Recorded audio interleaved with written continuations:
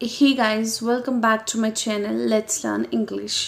आज की इस वीडियो में हम और एक पॉइंट पढ़ने जा रहे हैं which is fire and ice.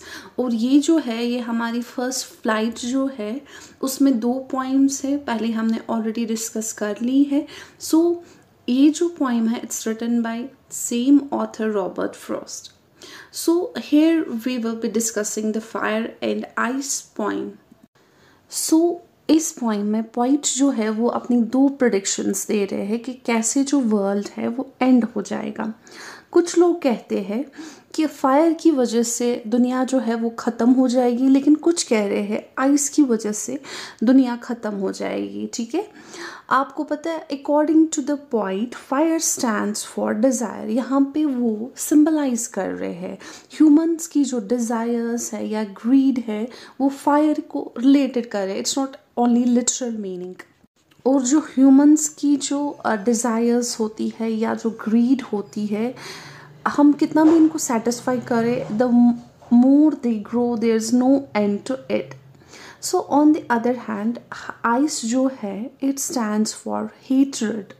ठीक है, तो डैट मीन्स हम लोग क्या करते हैं, हमारे जो इमोशंस होते हैं किसी की ओर, जैसे हम किसी को पसंद नहीं करते हैं, नफ़रत करते हैं किसी की ओर, एक तो हम खुद भी उससे क्या हो जाते हैं, उससे हमारी सेहत भी ख़राब हो जाती है। ओवैसे जिससे हम हेट करते हैं उसका तो पता ही है। ठीक है, तो इसमें जो पोएट है वो हमें बोल रहा है कि जो फायर एंड आइस है ये बहुत एक रैपिड स्पीड पे ग्रो हो रहा है और इसकी वजह से जो है वर्ल्ड एंड होगा। सो पढ़ते हैं पोइम क्या है पोइम में। Some say the world will end in fire, some say in ice. For what I have tasted of desire, I hold with those who favor fire.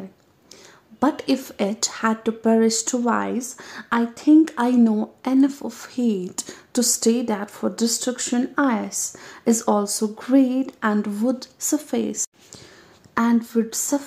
So इस poem में point जो है अपने 2 तरीके बोल रहे हैं कि कैसे जो वर्ल्ड है वो एंड हो जाएगी।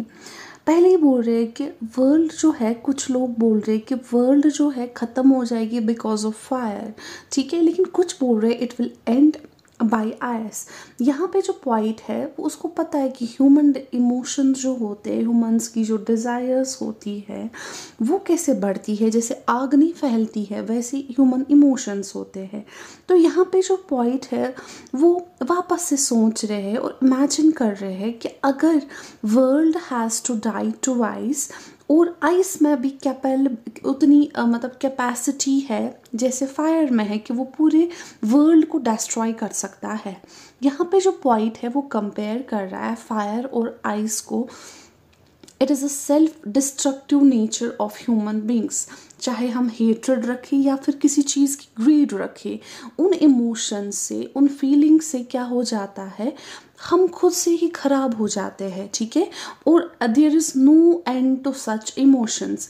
जितना हम इनको फुलफ़िल करने की कोशिश करते हैं उतना ही ज़्यादा ये क्या करते हैं, फैलते हैं। जैसे आग नहीं स्प्रेड होती है वैसे ही हम इस जाल में फंसते जाते हैं। लोग जो है वो सेल्फिश हो गए हैं, क्रूअल हो गए हैं।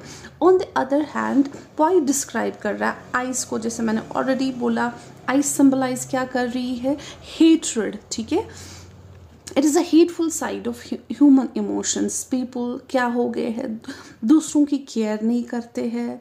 ठीक है, सेल्फिश हो गए हैं और दूसरों के साथ मतलब दूसरों की हैप्पीनेस के साथ उनको कुछ भी नहीं है। इसलिए पॉइंट बोल रहा है अगर आइस एंड फायर जो है दोनों बढ़ ही रहे हैं इतने स्पीड से, और जो ये इमोशंस है ना, इन्हीं इमोशंस से या फिर फायर और आइस जो है इसी से वर्ल्ड क्या हो जाएगी, एंड हो जाएगी। और पॉइंट यहाँ पे ये भी बोलता है I have tested of desire, that means human desires है और ये होता रहता है। ठीक है, तो वर्ल्ड को ख़त्म होना है ईदर बाय फायर और आइस। तो इसमें हमें एक ब्यूटीफुल मैसेज कन्वे होती है। ह्यूमन इमोशंस जो है ना वो हमारे दिल और दिमाग के ऊपर रूल करते हैं। अगर ह्यूमन जो है वो कंट्रोल करे इमोशंस को, दे विल, अगर नहीं कंट्रोल करेंगे obviously they will ruin our life, और इससे क्या हो जाएगा, हम तबाही की ओर जाएंगे। That's all for today. If you like my video kindly subscribe to the channel.